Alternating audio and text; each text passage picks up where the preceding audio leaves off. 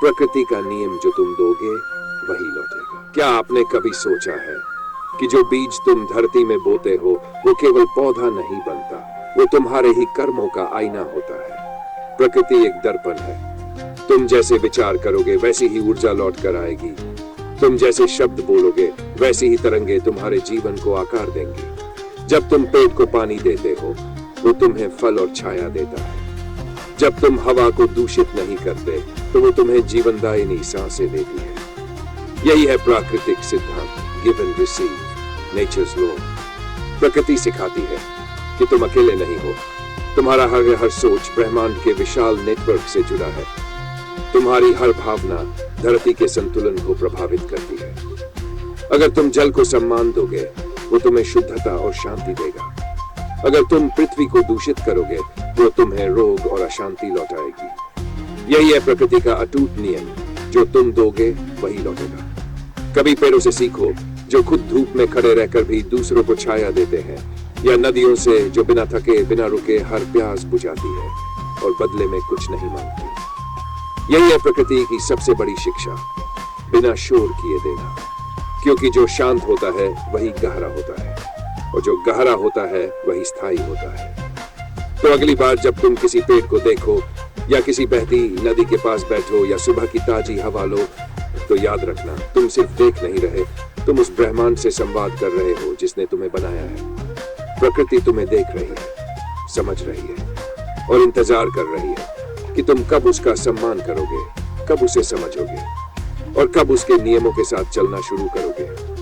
क्योंकि जिस दिन तुम प्रकृति के नियमों से जुड़ गए, उस दिन से तुम्हारे जीवन में चमत्कार होने शुरू हो जाएंगे। पंचतत्व और आत्मा का संवाद। हमारा शरीर किसी मशीन से नहीं, पंचतत्वों से बना है। पृथ्वी, जल, अग्नि, वायु और आकाश। जब ये तत्व संतुलन में होते हैं तो हम स्वस्थ, शांत और शक्तिशाली होते हैं। और जब ये असंतुलित होते हैं तो जीवन में असंतुलन आ जाता है, बीमारी, तनाव और अशांति के रूप में। जैसे जैसे हम प्रकृति से दूर हुए, हमने खुद से भी दूरी बना ली। ना अब सूरज की रोशनी में बैठते हैं, ना मिट्टी को छूते हैं, ना पेट से बात करते हैं, ना नदी को महसूस करते हैं। और फिर हम पूछते हैं, शांति क्यों नहीं मिलती? प्रकृति ऊर्जा देती है, बिना किसी भाषा के, बिना किसी शुल्क के। जब आप एक पेड़ को गले लगाते हो, आप सिर्फ लकड़ी नहीं छूते, आप पृथ्वी की धड़कन से जुड़ते हो। जब आप नदी में पांव डालते हो, आप केवल जल नहीं छूते, आप ब्रह्मांड की चेतना को अनुभव करते हो। ध्यान सिर्फ आंख बंद करने का नाम नहीं, ध्यान है प्रकृति के साथ एकत्व का अनुभव। कभी पत्तों की सरसराहट को सुनो, कभी चिड़ियों के गीतों में खो जाओ, कभी जल की धारा के साथ बहो। वहीं से ध्यान शुरू होता है, वहीं से भीतर की यात्रा शुरू होती है। जब बाहर की प्रकृति से आपका जुड़ाव होता है तो धीरे धीरे भीतर की प्रकृति भी जागने लगती है। आपका मन शांत होता है, सांसें गहरी होती है और विचार निर्मल हो जाते हैं। यही है असली योग, प्रकृति के साथ मेल और आत्मा के साथ संवाद। प्रकृति के नियम दरअसल ब्रह्मांड के नियम है। वही नियम जो ग्रहों को गति देते हैं, वही नियम हमारे जीवन को भी दिशा देते हैं। जैसे पृथ्वी को सूर्य की आवश्यकता है, वैसे ही हमें प्रकृति से जुड़ने की आवश्यकता है। यही नियम है ऊर्जा का चक्र। अब समय है जागने का, फिर से प्रकृति से जुड़ने का, अपने भीतर के पंचतत्वों को समझने का। क्योंकि जब आप प्रकृति से जुड़ते हैं तो केवल जीवन नहीं बदलता, पूरा दृष्टिकोण बदल जाता है। शिव तत्व और चेतना का विस्तार। जब तुम प्रकृति से जुड़ते हो तो तुम सिर्फ पंचतत्वों से नहीं, शिव से जुड़ते हो।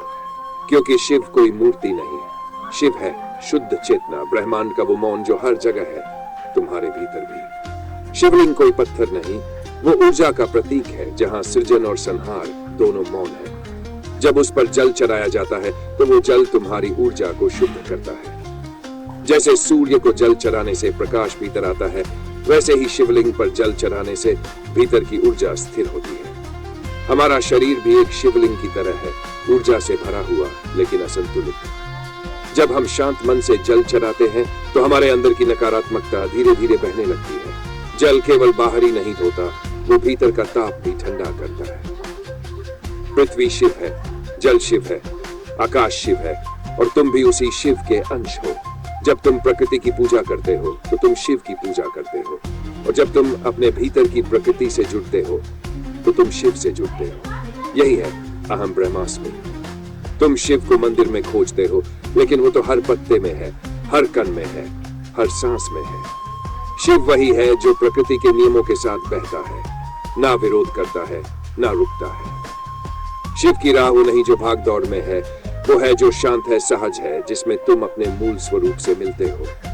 कभी ताजे पत्तों की सरसराहट सुनो, वो भी नमः शिवाय का मौन जप करती है। प्रकृति बोलती नहीं, वो केवल अनुभव करा। तुम्हें कहीं बाहर जाने की जरूरत नहीं, ना हिमालय, ना कोई मंदिर। शिव वही है जहां तुम हो। अगर तुम्हारा मन शांत हो और हृदय खुला हो, प्रकृति तुम्हें शिव तक ले जाएगी। जब तुम प्रकृति की पूजा करते हो तो वो सिर्फ अनुष्ठान नहीं, वो आत्मा का संवाद है। जब तुम जल चढ़ाते हो तो वो जल शिवलिंग तक नहीं, तुम्हारे ही अंतर तक पहुंचता है। प्रकृति से प्रेम करो, शिव को पाओगे, और शिव को पाओगे तो स्वयं को जान जाओगे। प्रकृति ही शिव है, शिव ही ऊर्जा है, और ऊर्जा ही जीवन है।